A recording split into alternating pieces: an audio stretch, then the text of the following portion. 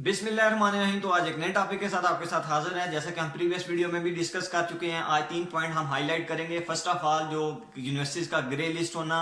Secondly, जो PMC की recently जो मीटिंग हुई है ओवरसीज पाकिस्तानियों के साथ, जो मेडिकल ग्रेजुएट हैं पाकिस्तानी ओवरसीज में वर्क कर रहे हैं। और थर्डली हम बात करेंगे जो एम्बेसी ने क्राइटेरिया सेट किया है, यूनिवर्सिटियों को फॉरवर्ड किया है, तो स्टूडेंट इसके लिहाज से बहुत कंफ्यूज थे। फर्स्ट ऑफ ऑल मैं ग्रे लिस्ट की बात करता चलूं तो 2 अक्टूबर को जब पीएमसी की फर्स्ट मीटिंग हुई तो जो कंक्लूड या जो सम अप करके उन्होंने हमें दिया, जो उन्होंने हमें मीटिंग का सम अप एक कंक्लूजन दिया, उसमें किर्गिस्तान को ब्लैक लिस्ट किया गया था। तो जो रीजन थी जो भी उन्होंने दी बाद में, ठीक है, तो वो जो मैं वीडियोस में बताई वही आपको उधर भी नजर आएंगी।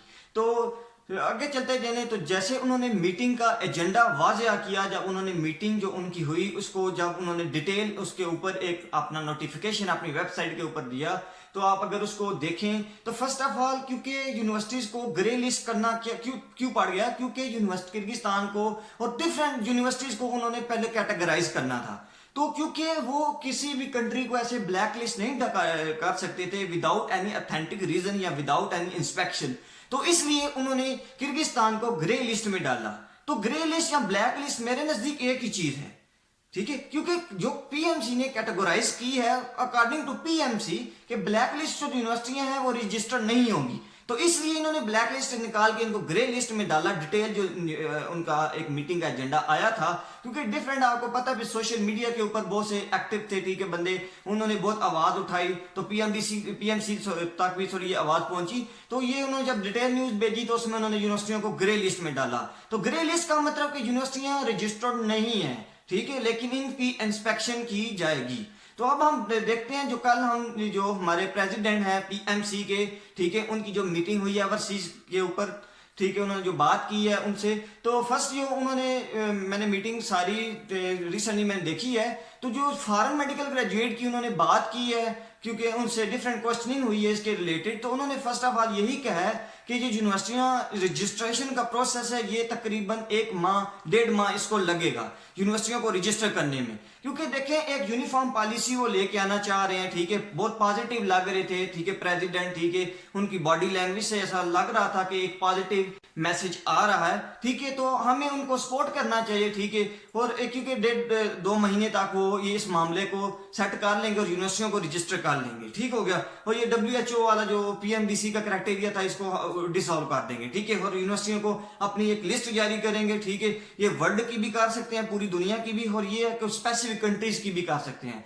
सेकेंडली, जो उन्होंने NLE का जो मसला था, जो हम ये सोच रहे थे कि हाँ foreign medical graduate nap exam भी देगा, NLE भी देगा, तो इसके ऊपर हम उन्होंने थोड़ा बहुत किया है। तो फर्स्ट जो उन्होंने बताया है कि जो फॉरेन मेडिकल ग्रेजुएट होंगे वो NLE तो देंगे ही देंगे, साथ में उनका एक स्किल एग्जाम होगा जो कि लोकल ग्रेजुएट्स का नहीं होगा। जो अभी हमने देखना ये है कि NLE की जो ड्यूरेशन है या NLE जो कब जो है इनसे लिया जाता है, हाँ वो हाउस जॉब से पहले लिया जाता है या हाउस जॉब से बाद में लिया जाता है, तो अभी इसके ऊपर कंफ्यूजन है, ठीक है। डिफरेंट जो लोग ये कुछ लोग ये कह रहे हैं कि हाउस जॉब के बाद होगा, हाउस जॉब के कुछ कह रहे हैं बाद पहले होगा, ठीक है। तो एक तो NLE का एग्जाम होगा, उसके साथ साथ एक स्किल एग्जाम होगा। तो स्किल एग्जाम में ऐसे समझ लें आप कि जो नया का हमारा 3rd स्टेप हुआ करता था ना, वो समझ लें कि 3rd स्टेप वही समझ लें आप, मतलब जो उसका क्राइटेरिया होगा, जो उसका सिलेबस होगा वो इसके रिलेटेड ही होगा, स्किल एग्जाम में आप उसको कंसिडर कर सकते हैं, ठीक होगा। तो तीसरी बात हमने जो करनी थी वो ये करनी थी इसके ऊपर जो एम्बेसी ने जो सेंड किया है क्राइटेरिया डिफरेंट यूनिवर्सिटीज को। तो फर्स्ट ऑफ ऑल मैं आपको ये बताता चलूं, आप इस मैसेज को समझने में आपने थोड़ी गलती की है। ये देखिए, ये जो मैसेज आया है इसका मतलब ये नहीं है कि अगर कोई यूनिवर्सिटी इसके मैसेज जो उन्होंने क्राइटेरिया सेट किया है इसके ऊपर उतरती नहीं है तो इसको रिकॉग्नाइज नहीं किया जाएगा, सही होगा। इस मैसेज का मतलब ये है कि उन्होंने सिर्फ एक चेक करना है, उन्होंने एक अंदाजा लगाना है कि जो किर्गिस्तान में या वर्ल्ड की किसी भी कंट्री में रजिस्टर्ड यूनिवर्सिटीज हैं उनका क्राइटेरिया क्या है, उनके पास इंफ्रास्ट्रक्चर क्या है, उनकी मेडिकल फैकल्टी कैसी है। इसका हाँ मतलब ये नहीं है कि आपने 100% यही फैकल्टी उनको मुयसर करनी है, रिक्वायर्ड यही है।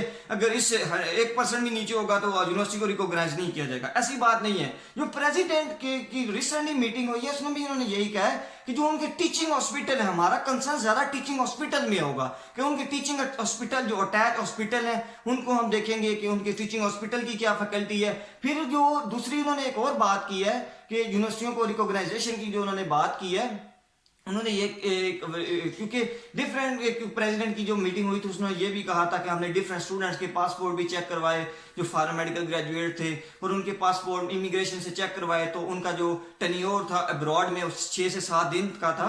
तो ऐसे लोग भी डिग्रियां लेके अब्रॉड से आए हुए हैं। तो देखिए पॉजिटिव चीज थी, ठीक है, जो अभी इंड्यूस हो रही है।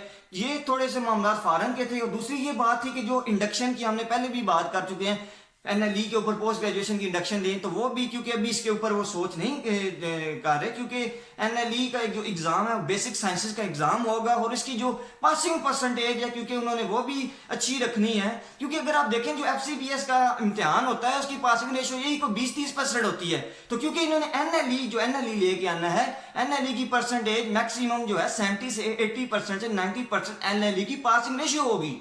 तो एक यूनिफॉर्म पॉलिसी लेके आए हैं, ठीक है, एनएलई, ठीक है। तो क्योंकि फॉरेन मेडिकल ग्रेजुएट का स्किल एग्जाम, ठीक है, ये भी बात समझ में नहीं आती, लेकिन फिर भी जैसे उनको मुनासिब लगा। तो ये थोड़े बहुत मामला थे जो इन्होंने डिस्कस किए। और जो कंफ्यूजन जो लड़के डिफरेंट मैसेज में भी पूछ रहे हैं कि हाँ कौन सी यूनिवर्सिटी इस क्राइटेरिया के ऊपर उतरती है, तो देखें ये एक सेट क्राइटेरिया है। जरूरी नहीं है कि हाँ अगर कोई यूनिवर्सिटी इसके ऊपर पूरा नहीं उतरती तो उसको रजिस्टर नहीं किया जाएगा। यूनिवर्सिटी को कुछ टाइम भी दिया जा सकता है, इसमें कुछ एक्सेप्शन भी दी जा सकती है।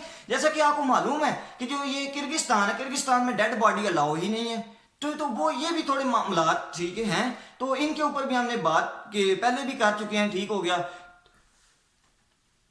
और बातें इसमें अगर आप ये देखें तो जो हमने पहले भी मैंने जो बातें वीडियोस में डिस्कस की हैं, जो यूनिवर्सिटियों को ब्लैक लिस्ट या ग्रे लिस्ट करने की वजूहात थी, वो अगर आप पीएमडीसी की एजेंडा मीटिंग में भी देखें जो उनका एजेंडा था और जो कंक्लूड उन्होंने किया उसमें भी देखें तो मैंने सिमिलर बातें आपको पहले ही बता दी थी कि यही बातें हैं, यही कंसर्न है उनके, ठीक हो गया। ये एक बात होगी। दूसरी बात, पीएमसी को भी अभी बहुत से चैलेंजेस का सामना है, ठीक हो गया।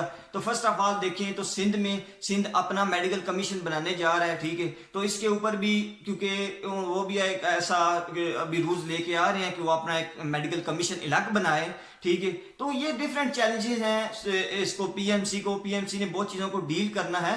तो पीएमसी को थोड़ा टाइम मिलना चाहिए, ठीक है। पीएमसी टाइम लेगी और इंशाल्लाह जरूर एक अच्छा मेडिकल का अदारा है और अच्छा ये रेगुलेट करेगा। बाकी जो एक मेजर क्वेश्चन पूछा जा रहा है कि हाँ जो जिनके मार्क्स 60% से नीचे हैं क्या वो फॉरेन के लिए एलिजिबल हैं। जैसे पीएमसी आया तो कुछ बंदों ने ऐसी एक तहरीक चलाई कि अब 60 से नीचे वाले एलिजिबल हैं अब्रॉड में स्टडी करने के लिए। देखिए फर्स्ट ऑफ ऑल तो हमें पहले रूल एंड रेगुलेशन देखने चाहिए कि एनएलई के रूल एंड रेगुलेशन क्या है। जब तक एनएलई के रूल एंड रेगुलेशन नहीं आते हम कंक्लूड नहीं कर सकते कि 60 से नीचे वाला एमबीबीएस पाकिस्तान में कर सकते हैं, इसमें अब्रॉड जा सकता है या नहीं जा सकता। तो क्योंकि जो एक मुझे पॉइंट यहां पर नजर आया है, क्योंकि ये जो इनकी में जो पीएमसी का जो इनका मेजर पॉइंट थे कि इसमें ये भी लिखा हुआ था कि जो एम कैट की जो होगी आपकी एलिजिबिलिटी होगी ये 65% होगी, ठीक है। तो एक पॉइंट ये भी था कि कोई बंदा पाकिस्तान से प्राइवेट या गवर्नमेंट डिग्री नहीं ले सकता जब तक उसका एमडी कैट क्लियर नहीं है। तो एमडी कैट उसका तब भी क्लियर होगा जब वो एमडी कैट में अपीयर होगा। तो एमडी कैट की अपीयरेंस के लिए तो 65% आपके पास एलिजिबल होंगे। तो ये कंसेप्ट भी अभी तक क्लियराइज नहीं है, फॉरेन के लिए भी क्लियराइज नहीं है। जो पीएमडीसी के पहले मामला थे जो डिफरेंट कंसल्टेंट, ठीक है, बंदों को दिखाते हैं, जो सुप्रीम कोर्ट का फैसला था, क्योंकि वो कुछ लड़कों का वो डिटेल में बात चली जाती है तो वो एक किस्म का भी, क्योंकि उन्होंने अपनी वेबसाइट के ऊपर भी उसको रिन्यू नहीं था किया, उनका भी एलिजिबिलिटी 60% ही फॉरेन के लिए जो नैब का टेस्ट हुआ करता था। तो एनएलई जो आया है इसकी हमने देखनी है कि एलिजिबिलिटी क्या है, ठीक है। अभी क्योंकि इसके रूल एंड रेगुलेशन नहीं आए, उस तरह वाजिया नहीं हुए, तो जो लड़के जिनके मार्क्स 60 से कम है वो रिलैक्स रहें, वो थोड़ा काम डाउन रहें, थोड़ा वेट कर लें। इस सेमेस्टर मैं नहीं समझता कि उनको एडमिशन लेना चाहिए, क्योंकि जैसे मामला जैसे सिस्टम बन चुका है जनवरी इनटेक में उनको एडमिशन लेने चाहिए, ठीक है। क्योंकि अभी वो सारे जितने भी मैटर हैं तो जिनके 60 से नीचे मार्क्स हैं उनको जनवरी में अपना एडमिशन सिक्योर करना चाहिए, क्योंकि तब तक एनएलई के रूल एंड रेगुलेशन आ जाएंगे। क्योंकि अभी वो अगर एडमिशन सिक्योर करते हैं तो कल को अगर एनएलई की एलिजिबिलिटी 65-60 आए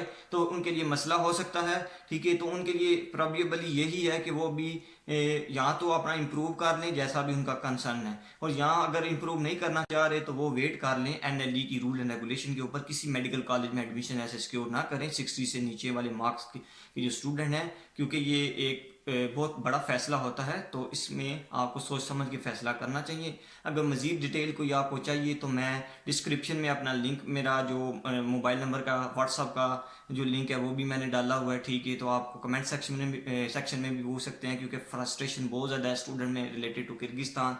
तो हम आपको बता सकते हैं कि ये मामला कैसे चल रहे हैं। ठीक है, घबराने की कोई ज़रूरत नहीं है। ठीक है, इंशाल्लाह हम एक अच्छे डॉक्टर और अच्छे स्पेशलिस्ट बनेंगे।